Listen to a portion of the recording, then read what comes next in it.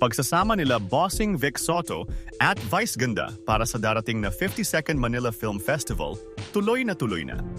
Bali-balita namang isasama nila ang bagong kinakikiligang tambalan ngayon na sila Raisa May Dizon at Bimby Aquino Yap. Ilang buwan na nangang naging maugong ang usapin tungkol sa pinakahihintay na collab movie ng dalawa sa biggest star tuwing Metro Manila Film Festival. Ito nga ay ang mga host, comedian, actor na sila Bossing Vic Soto at Meme Vice Ganda.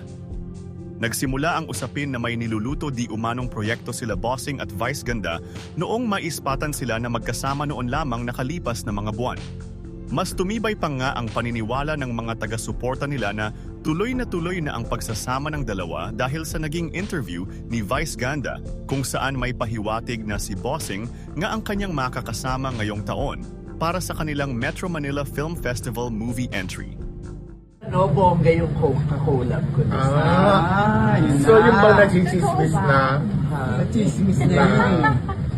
Hindi ko alam, di ako kada nagbabasa Go, Jerry. Basta it's yung pasabog collab. Pero may ka-collab talaga, na bago. Yeah, Hindi mo oo. pala makakasama.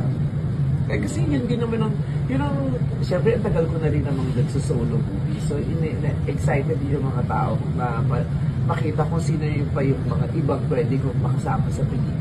Kasi I love you for life. Siya magka-collab.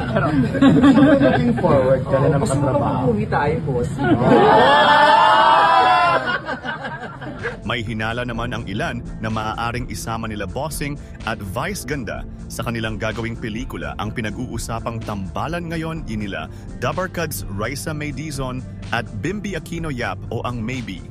Alam naman natin na very close si Vice Ganda sa kanyang inaanak na si Bimby.